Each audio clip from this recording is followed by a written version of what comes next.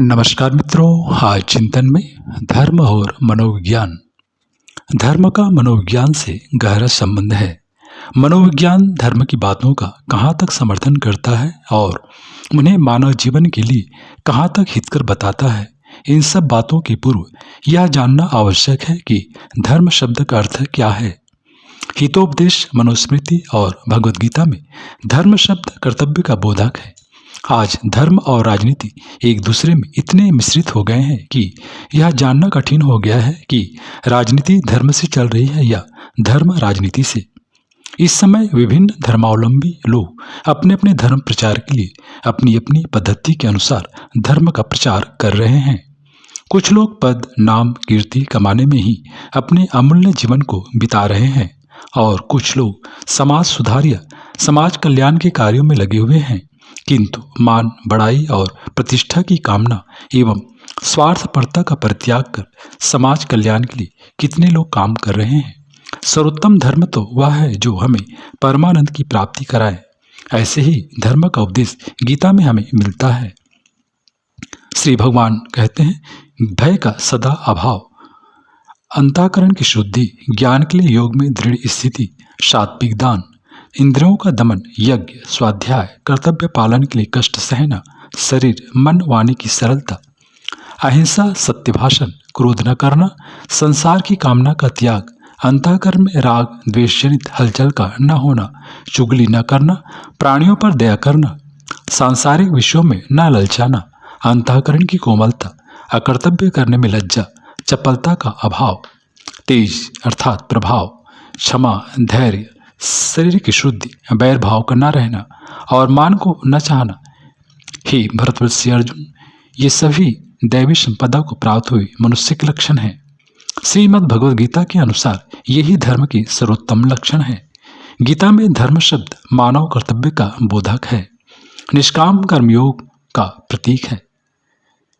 यदि संसार से कर्म और कर्तव्य का भाव उड़ जाए तो मानव जीवन का, मानव समाज का जीवित रहना ही संभव नहीं है। धर्म के इस अर्थ में केवल यही प्रश्न मनोविज्ञान में उठ सकता है कि मनुष्य की कर्तव्य बुद्धि उसके भीतरी जन्मजात स्वभाव का अंग है या बाहर से आरोपित की गई है। क्या मनुष्य की शिक्षा, ज्ञान उसकी कर्तव्य बुद्धि को प्रस्फुटित करती है या वह उसका निर्माण भी करती है? यदि मानव में कर्तव्य के भाव न हो तो वह सुखी रहेगा या दुखी? इन प्रश्नों के उत्तर मनोवैज्ञानिकों ने विभिन्न प्रकार से दिए हैं। इन पर विचार करने से पूर्व हमें धर्म के दूसरे अर्थ पर भी विचार करना होगा। पुरुषार्थ धर्म का दूसरा अर्थ है।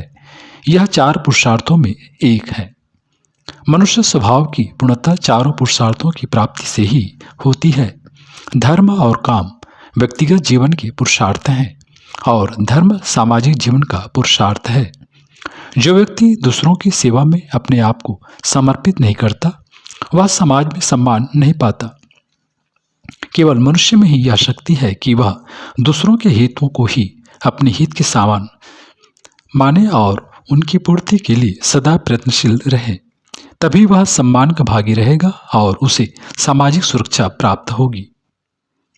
कई मनोवैज्ञानिकों ने धर्म की अलग अलग व्याख्या की है। विलियम जेम्स ने कहा है कि धर्म मनुष्य की भावनात्मक आवश्यकता है। ईश्वर है या नहीं, परंतु ईश्वर का विचार ही प्रत्येक केवल मनुष्य को सही सुरक्षा की अनुभूति कराता है। इससे वह अपने जीवन के कार्यों की पूरी निष्ठा से करता है और शांति से मर जाता है।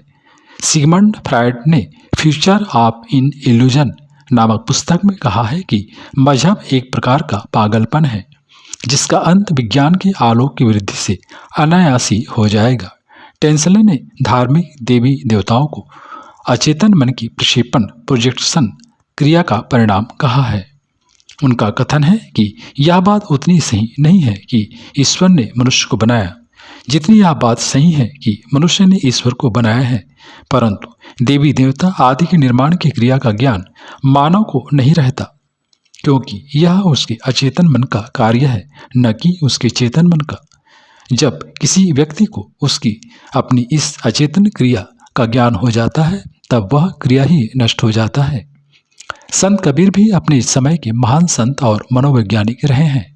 उन्होंने ही चेतन मन की क्रिया को जानकर एक जगह कहा है, धर्म में बताए गए भूत प्रेत पिशाच देवी देवता शैतान आदि तत्व भौतिक विज्ञान की खोज के विषय नहीं है। यह मानव की अनुभूतियों के रूप में सत्य है और ये सभी तथ्य मनुष्य के अचेतन मन में है। कोई भी मनुष्य इसकी प्रस्तुति करता है, उसका स्वरूप एक आदर्श लिए हुए रहता है। मानसिक चिकित्सा के प्रयोगों में देखा जाता है कि जिन लोगों की धार्मिक भावनाएं प्रबल होती हैं उन्हें बहुत जल्दी मानसिक रोगों से मुक्त किया जा सकता है। प्रसिद्ध मनोवैज्ञानिक चिकित्सक चार्ल्स यूंग का कहना है कि जिन लोगों की धार्मिक भावनाएं सुदृढ़ रहती हैं उन्हें मानसिक रोग नहीं होते हैं।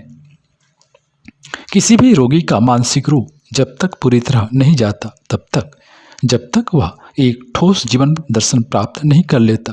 उनका यह भी कहना है कि संसार के सभी मानसिक चिकित्सक मिलकर जितने मानसिक रोगों की चिकित्सा कर पाते हैं उससे अधिक चिकित्सा संसार के छोटे से छोटे धर्म द्वारा ही हो जाती है।